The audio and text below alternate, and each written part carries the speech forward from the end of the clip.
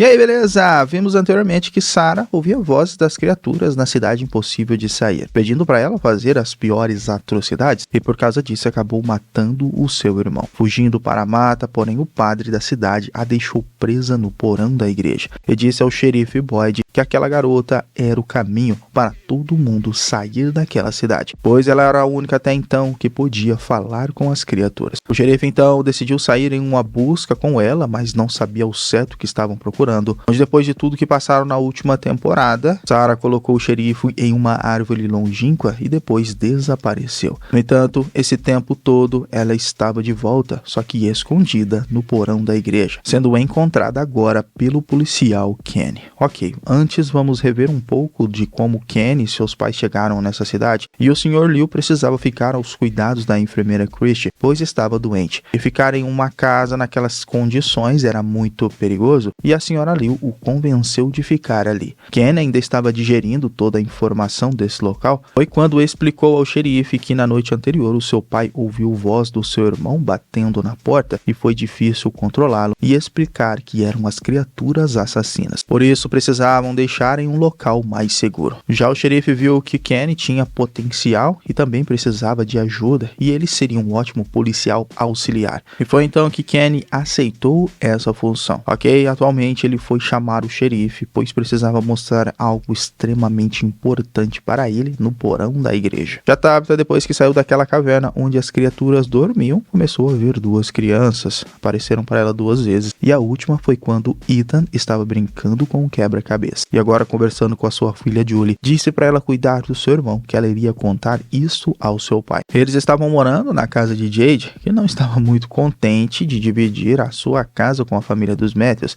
mas ele não tinha escolha. De volta à igreja, o xerife ficou impressionado que Sarah ainda estava viva, porém presa pelo policial Kenny. O xerife disse a ele então que precisava falar com ela em particular, e assim soltando ela na sequência, e ele estava cheio de dúvidas, perguntando por que ela o empurrou em uma árvore e onde ela foi parar. Ele então disse que entrou na sequência e acabou no porão daquela igreja onde estava esse tempo todo, e disse que sabia que aquela árvore era uma passagem, pois um garoto de branco contou a ela, e como os dois irritaram aquele lugar, o único local seguro era aquela árvore. Ok, o xerife estava contente dela estar ali, porém ela cometeu vários crimes na cidade e sabia que o seu destino era o caixote. No entanto, o xerife queria conversar com o outro policial e resolver essa situação, mas ela sabia que se Kenny descobrisse que foi ela que deixou a porta aberta da escola e mataram o pai de Kenny, as coisas ficariam ainda mais complicadas. O jeito então foi tentar explicar para Kenny que Sarah estava ligada a este lugar de alguma forma totalmente única, pois ela era a única pessoa que conseguia se comunicar com os espíritos dessa cidade. E também foi o padre que trancou ela no porão da igreja, porque o próprio padre questionou e constatou que ela conseguia, além de falar com espíritos, relatar coisas do passado e coisas que ainda não aconteceram.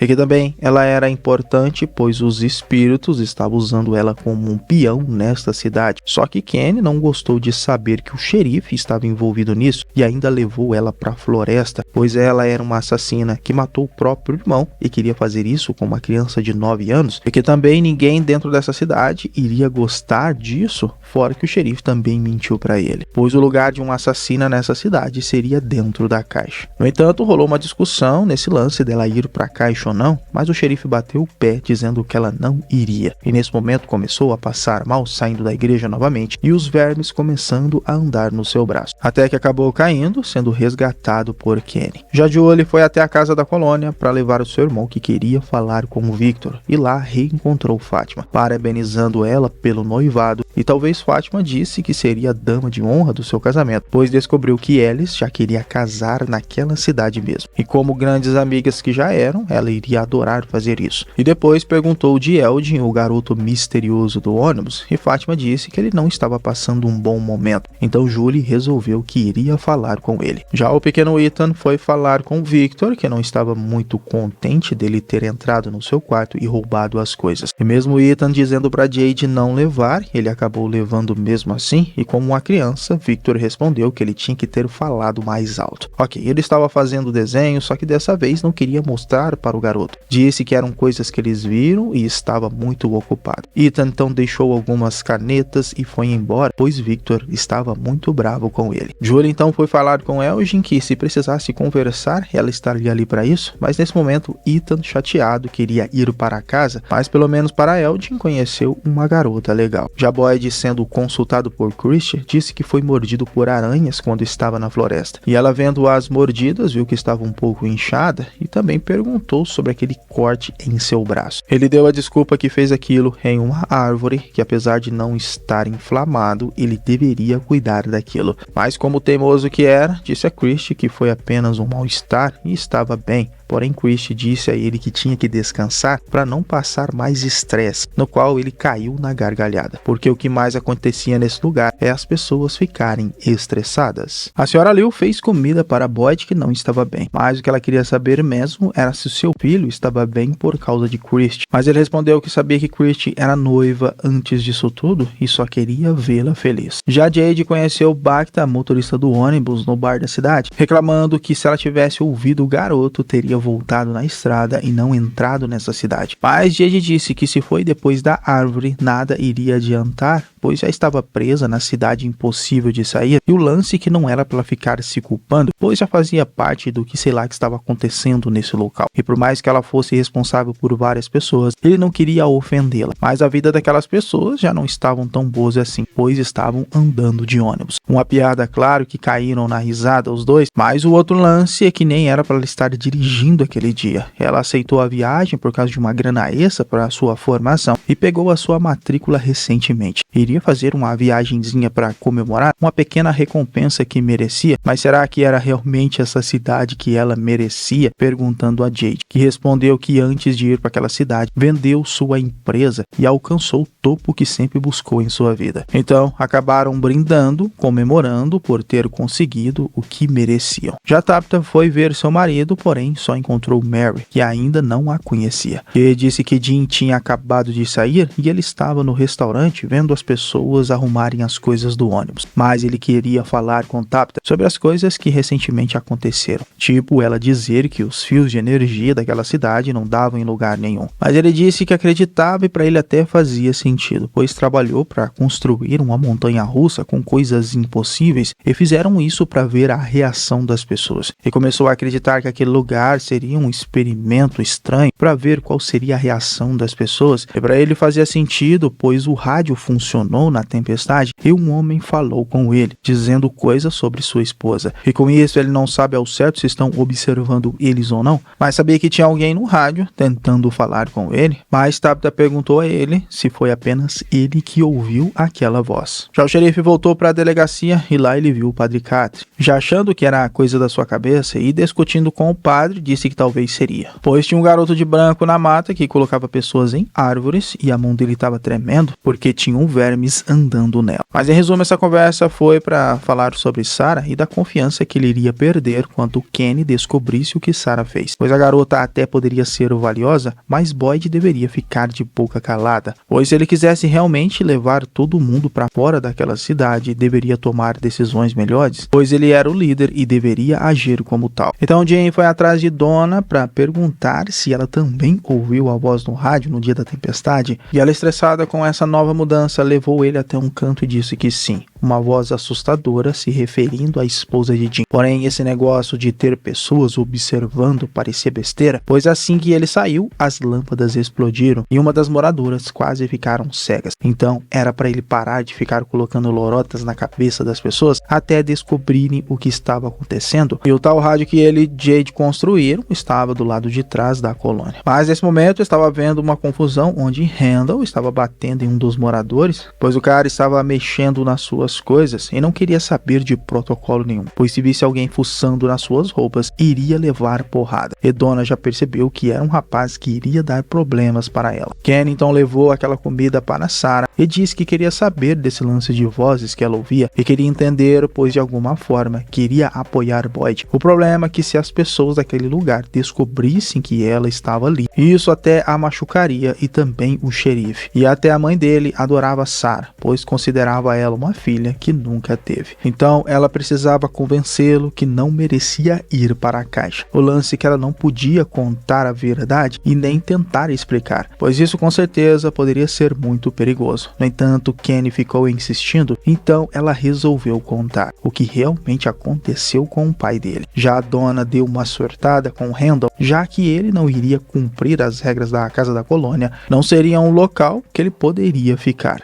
Dando uma machadada na parede para ele entender o recado, eu levaria para a sua nova casa, que na verdade era o ônibus, onde estava cheio de sangue das últimas vítimas das criaturas. Deu a ele um talismã para proteger a noite, dizendo a Randall para ele pendurar na janela ou porta e ter certeza que não iria cair, pois se aquele talismã ficasse no chão, não se passaria de uma pedra e ele não estaria protegido, fora que agora na sua nova casa não teria persianas e ele poderia ver as criaturas e talvez assim mudaria de ideia. Desejando a ele boa sorte e fechando a porta do ônibus. Já o xerife conheceu a senhora Tilly, mas ela disse que o garoto Leo não estava ali na igreja e sim no antigo hospital. E quando ele chegou lá, Kenny estava parado no local onde encontrou seu pai morto, e as decepções começaram por ali, pois Sarah contou exatamente o que tinha feito, deixado a porta aberta, mas não foi esse o maior problema, pois o xerife Boyd sabia disso e não contou para ele, e como mentiu e escondeu algo importante, ele iria fazer de tudo para Sarah ir para o caixote, e era para o xerife proteger sua retaguarda sozinho, pois ele não seria mais um policial, jogando seu distintivo no chão. Terminando assim o 4º episódio da 2ª temporada de From, e eu espero vocês no próximo vídeo. Esse foi o Solucionando Filmes, valeu, é nóis,